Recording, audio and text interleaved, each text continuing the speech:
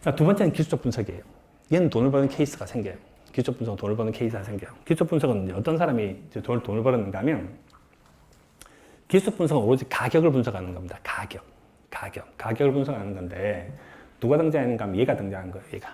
얘가. 그래서 전 세계적으로 봤을 때 스토리가 아니라 뭔가 사이언스, 뭔가 투자를 분석하는 방법으로 첫 번째 등장한 사람이 누군가 하면 혼마 문헤이사라는 사람입니다. 혼마 문헤이사가 언제 때 사람인가 하면 그 밑에 한번 나오는데,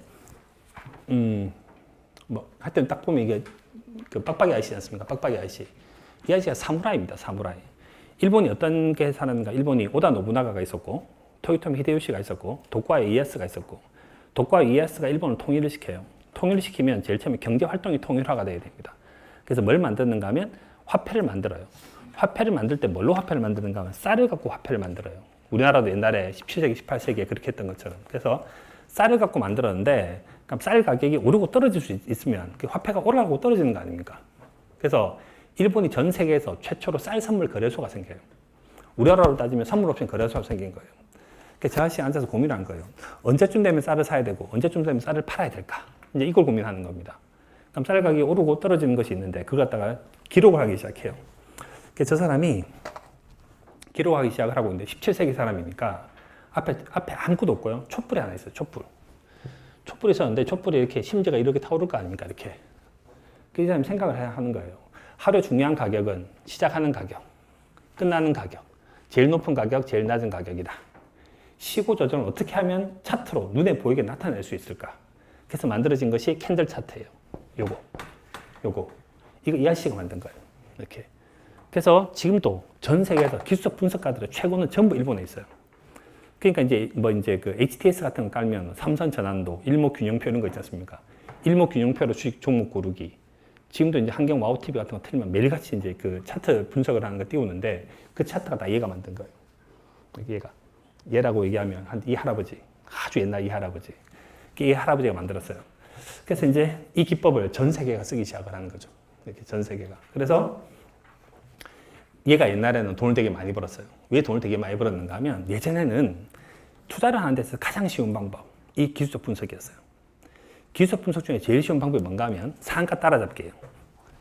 상한가 따라잡기.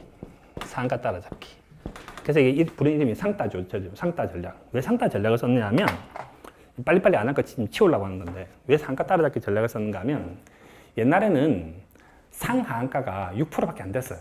6%, 8%. 그러면 1990년대 우리나라의 경제 성장률이 10%가 넘었습니다.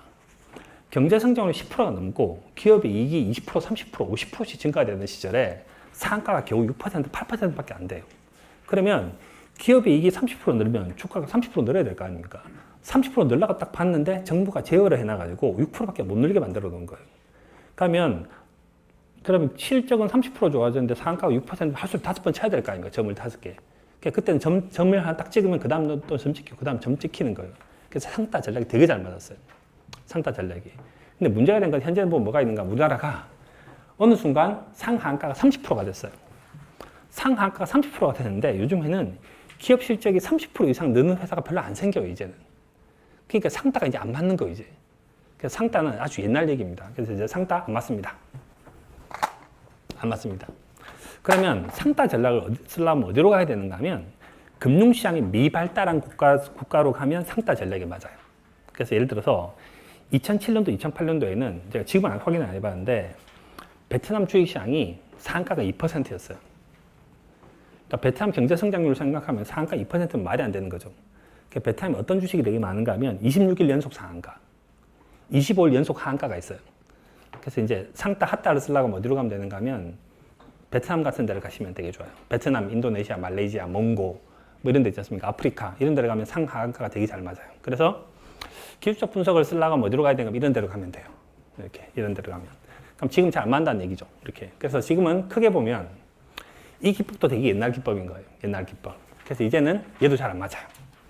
그럼 그 다음에 남은 게 뭐겠습니까? 세 번째하고 네 번째인 거예요.